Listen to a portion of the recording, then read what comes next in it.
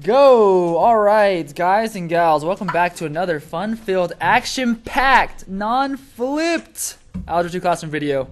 Notes number 4, this is about attributes and inverses of square root functions. Okay, so, starting with some attributes of square root functions. You've already found some of them, talking about y-intercept, x-intercept, mins and maxes. We're going to look at different ways so that you can find those. So, first of all, we're going to start with finding intercepts algebraically. So we know that we can find the intercepts of a graph by just looking at the graph, right, and then seeing where the graph crosses the x-axis or the y-axis. But that requires you to actually graph it, right? And not many of you guys like graphing, unless maybe you do like graphing. But anyways, you can actually find the intercepts just by solving algebraically. And I'm going to show you how right now. So for the y-intercept, remember, your intercepts are points, right? So the y-intercept, it's a point, and the y-intercept, take a look right here. If it's a y-intercept, that means it crosses the y-axis, right? What is the x value anywhere on the y-axis, though? 0. So, back over here, we can say that the y-intercept is going to be 0, and then comma, you're just looking for the number, the value that it crosses at y, right? Okay, so we're looking for that y value. How can we find that? Well, if we know that x is 0, what do you think we can do with that? Plug it in. That's right. So our equation right here, our example equation is f of x equals 2 square roots of x minus 6. If we just change the f of x to y, because it's the same thing, right? And then plug in 0 for x, we can find our y value. So 2 square roots of 0 minus 6. What is the square root of 0? 0. And what is 0 times 2? So what is the y value then? Negative 6. So then look, boom, and there's your point. That's the y-intercept. We didn't even have to graph it. Negative 6. See, no graphing. You like that? Okay. 0, negative 6. That's the y-intercept. Okay, next up, though, is the x-intercept. Now let's take a look back over, okay, the throw. Okay, back here. X-intercept, it's going to cross the x-axis. What's the y value anywhere on the x-axis? 0. So for the y-intercept, then we can say the point that we're looking for is blank comma 0. We know the y value is 0. If we know y equals 0, what do you think we can do with that? Plug it in for f of x. That's right. So we plug in 0 for f of x equals 2 square roots of x minus 6. And we need to solve for x. So as Trey said, we're going to add 6 to both sides. Boom, boom. We get 6 equals 2 square roots of x. And what do we do next? Divide by 2. Boom. And we get 3 equals square root of x. And what's my final step here? You do what to both sides? You square both sides, right. So then what does that give you? X equals 9 equals x, or x equals 9. That's right. So then we just found the x value. And so what's our x-intercept? 9 comma 0. That's right. So notice these are points though, right? So yeah, this way, you know, it could be a lot simpler than actually graphing the graph. And there we go. That's the x and the y-intercept. So let's do one more example right here. So I'm going to ask you to walk me through this. Find the intercepts of f of x equals square root of x plus 4 minus 3. For the y-intercept, what's the format going to be there? Parentheses? 0, comma, blank. That's right, we're looking for that blank, right? So then how am I going to set up an equation to find what should go in the blank? Plug in 0 for x. Okay, so can you tell me what to write? Y equals square root of 0 plus 4 minus 3. So you see we took the original equation, changed the f of x into y, so it's very clear what we're looking for, and then we replaced x with a 0. So we can solve this now. It gets y equals what's 0 plus 4? 4 minus 3. And then what's the square root of 4? We already heard you. What's the square root of 4? 2. So 2 minus 3? Negative 1. So what is your y-intercept then? 0, negative 1. Do not just say negative 1. It's a point, remember? 0, negative 1 is the y-intercept. On to the x-intercept then. What is the format of the x-intercept? Parentheses, blank, comma, 0. Good. And so, how can I solve for this? What equation should I write to solve for the x-intercepts? Plug in 0 for f of x. So what's my equation going to say? 0 equals square root of x plus 4 minus 3. All right, so now we just got to solve for x, right? So how do we do that? Plus 3. Plus 3. It gives us 3 equals square root of x plus 4. All right, next. Square. What does that give me if I square it? 9 equals x plus 4. Because 3 squared is 9. That's right. So I'm going to minus 4. Which means, right, 5 equals x or x equals 5. So then what is my x-intercept? 5 comma 0. Nice. And there you have it. That is how you can solve for intercepts algebraically, okay? So now let's take a look at another example. This is actually just a different problem, different type of problem. This kind of problem asks us to find the minimum, maximum, and then a minimum, maximum on an interval, okay? So first it says graph y equals square root of x. So do you guys remember the points for y equals square root of x? 0, 0, 1, 1, 4, 2, and 9, 3. Very good. Because that is just the parent function, right? So there we go. Boom. Yeah, y equals square root of x is just the parent function for square root functions. Okay, so first of all, it asks for the minimum over the entire graph. So what is the minimum of that graph right there? 0. Because the lowest y value is 0. And just to color code it for you, I'm going to put this blue point right there, and that's 0. What is the maximum over the entire graph? Infinity. Is that a number? Is that a point? No. So what's the maximum? None. Very good. Remember, if it's infinity, then it's none, because that's not a point. That's not a value that you can actually find. All right, but now look, it says it also wants the minimum and maximum on the interval 1, 4.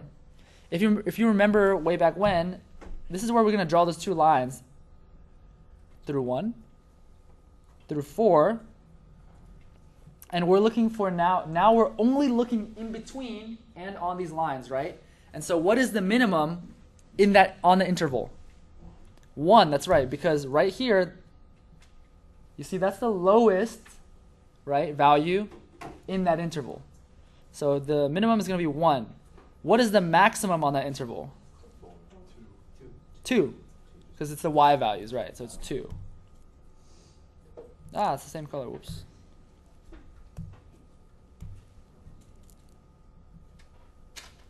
Yeah, so keep in mind that the maximum minimum is talking about y values. So there you go, 1 and 2.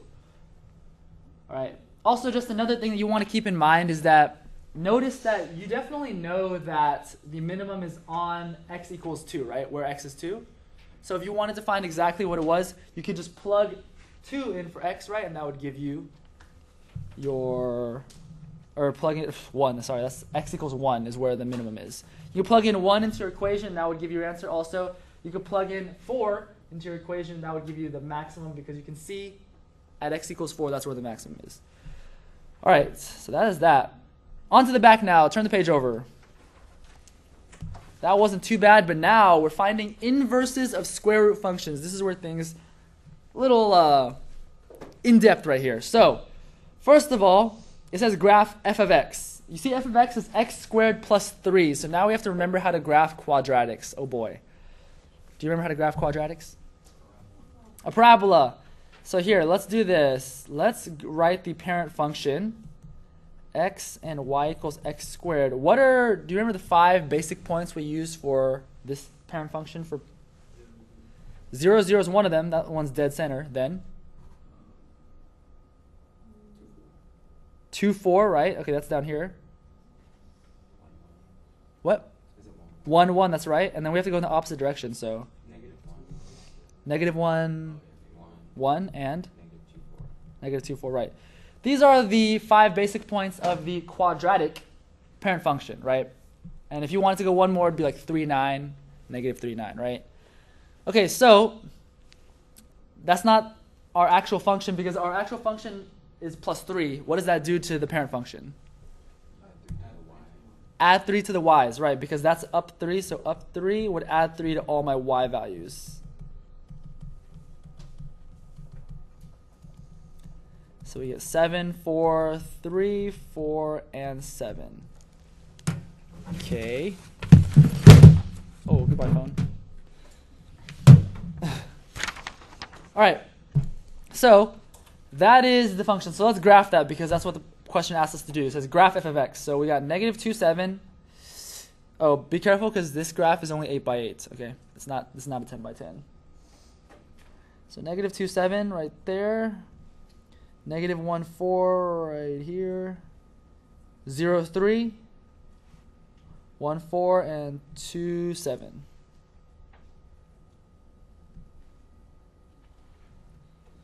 There we go. Okay, now do you remember how you can find an inverse from the table? Yeah, you just flip the x's and the y's. So if I wanted to find the inverse, I'm going to do this in orange. Inverse, I'm just going to label the points because we're going to see this is not something that you can easily put in a table. What would my points be for the inverse? 7, negative 2. 4, negative 1. That's right. That's right. So for the inverse, right, remember, all you have to do is switch the x's and the y's, right? So let's graph this now. We got 7, negative 2. 4, negative 1. 3, 0. 4, 1. And 7, 2. So notice it has the exact same shape, but it's turned on its side, right? So that is the inverse. You just drew it. Very good.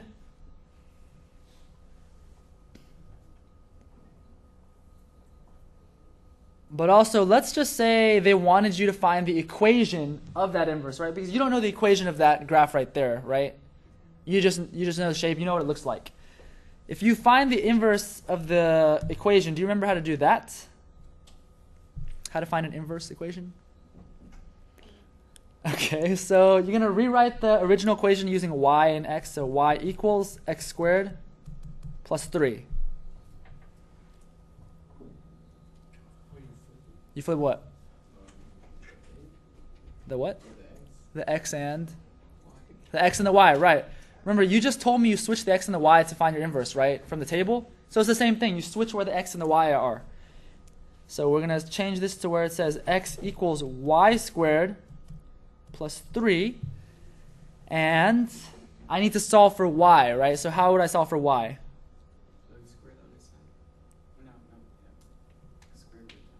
Can't do that yet. Subtract 3 first, remember? That gives us x minus 3 equals y squared. Now, we can do what you were saying, which is to square root both sides, right? But look at this. When I square root both sides, x minus 3, what happens when you take a square root normally? What? Look at that equation right there, right? See that equation? Square root of x minus 3? That would only account for this top section. So how would I get the bottom section? I kind of spoiled that. Whoops. How would I get the bottom section? Because this is the positive version right there. Negative. So because remember, when you take a square root, technically it's supposed to be plus minus.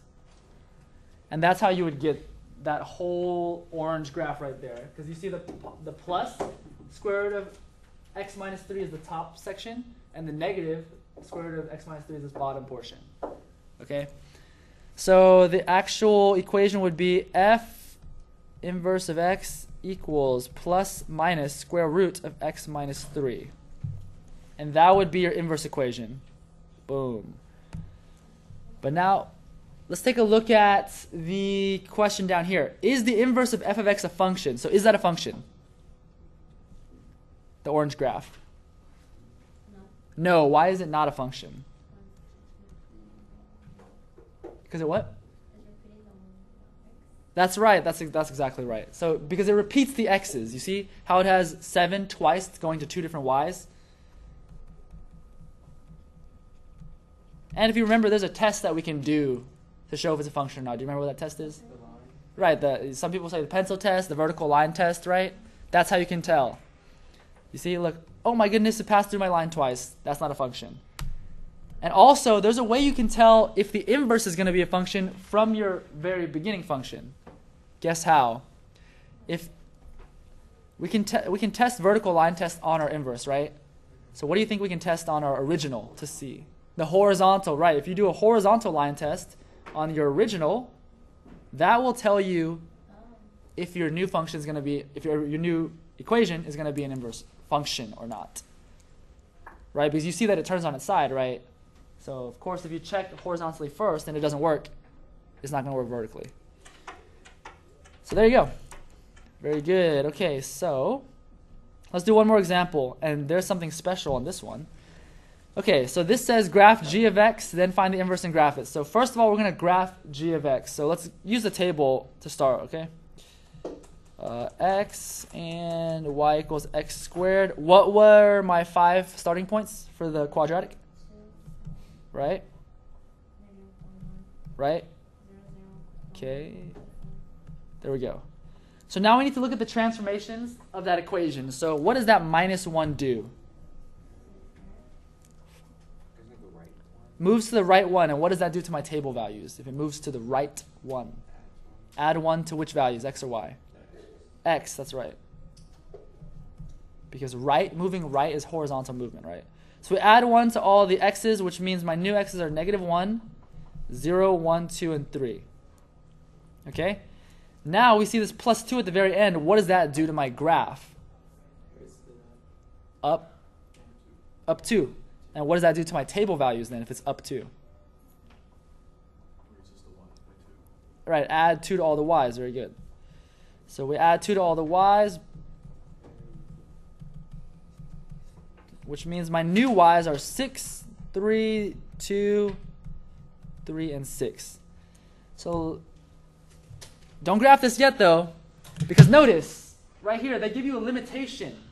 You see that? It says the domain is only x is greater than or equal to 1. So that means looking at our table, is this first point, is that x greater than or equal to 1? What is it? What's the x value right there on our very first point? -1. So we're not going to use that point because that is not our limitations, right? What about the second point, 0, 3? Does that fall under? No, it doesn't. Because x is 0, which is less than 1. What about our next point, 1, 2? Does that works, right? That goes in our limitations. So we can only graph these 3 points. So we're going to graph 1, 2, 2, 3, and 3, 6.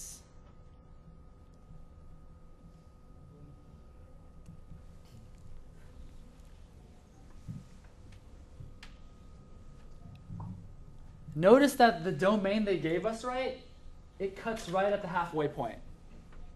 You see that? Because if we use the other side, then we would actually get the rest of it like this. But they cut us off right there. Why would they do that? Because when we find the inverse now, is your inverse going to be a function? How did you know that?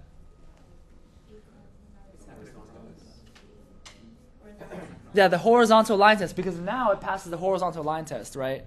If they didn't give us this limitation, we would have this. Does that pass the horizontal line test? No. But because they gave us this limitation, cutting at the halfway point, then now that makes our inverse a function. So let's actually find the inverse. First, let's do it with the table. So what are the values? What are some points of my inverse function? 2, 1, right? 3, 2. Right? And 6, 3, good. So let's graph that. 2, 1, 3, 2, and 6, 3.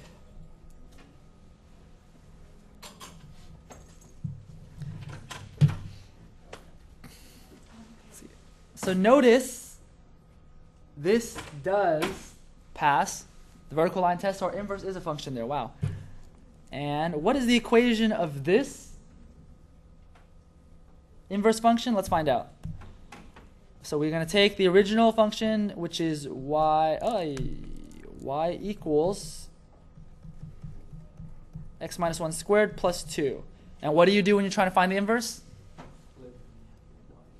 Right, switch to where the x and the y are. So we have x equals y minus 1 squared plus 2. So now how are we going to solve for y?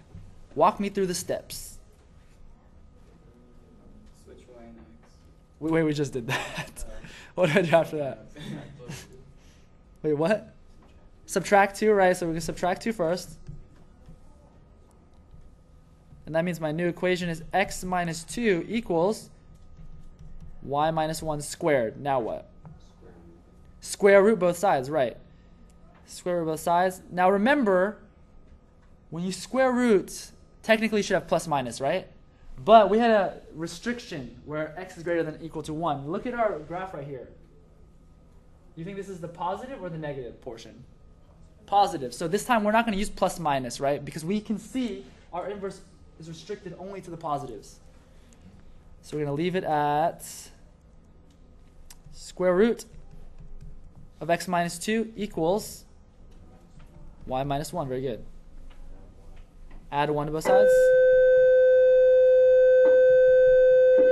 What kind of bell is that? What the heck? All right, so that means my inverse function is going to be what? Y equals Right, square root of x. Square root of x minus 2 plus 1 equals, and instead of writing y, let's write the inverse function, right? So it's going to be g inverse of x.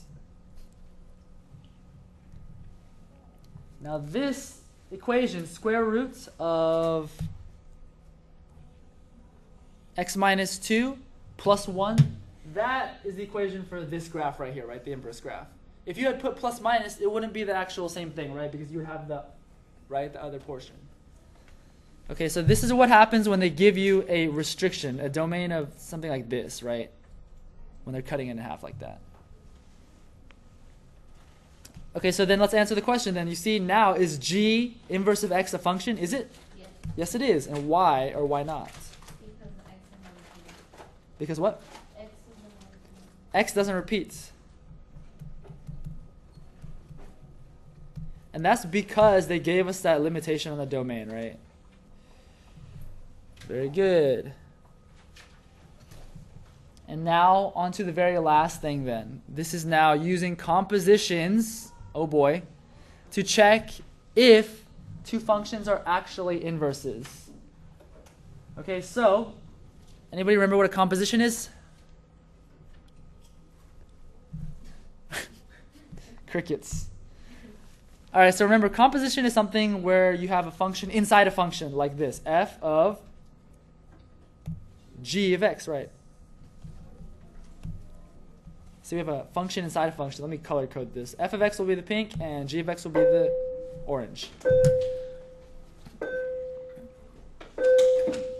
And remember, you can use this idea of compositions to check if two equations are actually inverse of each other, right? Because, does anybody remember how to do that? Let's just see if anybody knows. How can you use compositions to check if two functions are inverses of each other?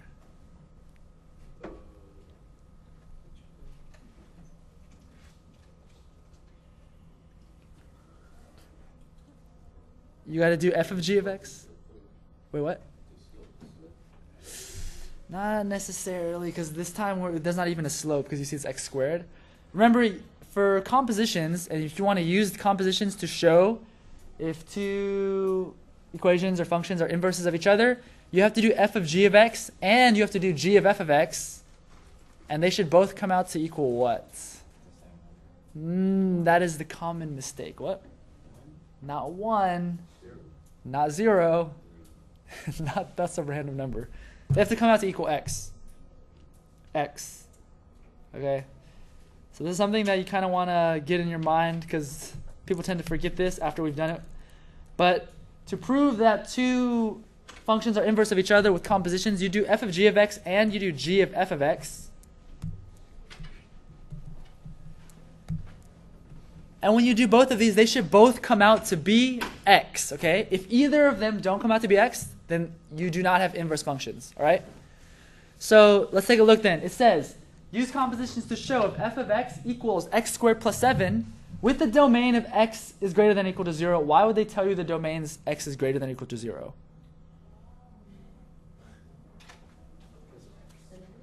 It's a limit which does what for us? Right, but what's the point of doing that? Why would they write that there? That's right, because you see the rest of the question says are inverse functions. Well, this question wouldn't even make sense if they're not functions, right? And so by putting that limit there, remember, that makes it into a function. Okay? All right, so we're just going to check to see if these actually come out to be what they say they will be. So remember, you work from inside out. So what is g of x? Square root of x minus 7. So now we have f. This is equals f of square roots of x minus 7. So now what is f of square root of x minus 7? How can I rewrite that? Square root of x minus 7 squared. That's right. Square root of x minus 7 squared. And then what? Plus 7. Plus 7. That's right. Because you see, our f function is x squared plus 7, right? But instead of writing x, we write square root of x minus 7. So now we're just going to solve this out and see what it equals. So what is this first part going to be when I square the square root of x minus 7? When I do this first part right here, square root of x minus 7 squared, what does that become? That's right, it just becomes x minus 7. Because remember, squaring the square root just takes that square root away. So this becomes x minus 7 plus 7, which equals x. So is that a check mark or a no mark?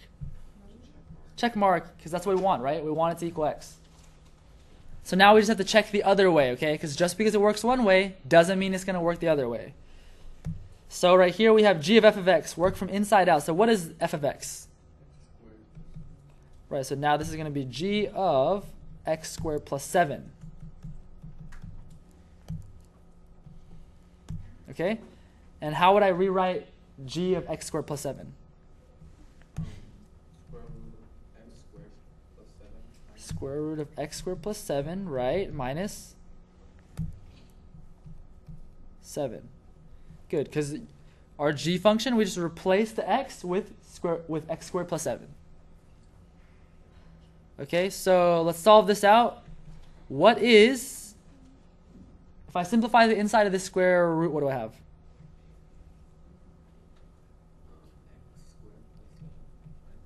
Right, x squared plus 7 minus 7, but the plus 7 minus 7 cancel out, right? And we're just left with x squared, right? And so what is the square root of x squared? X.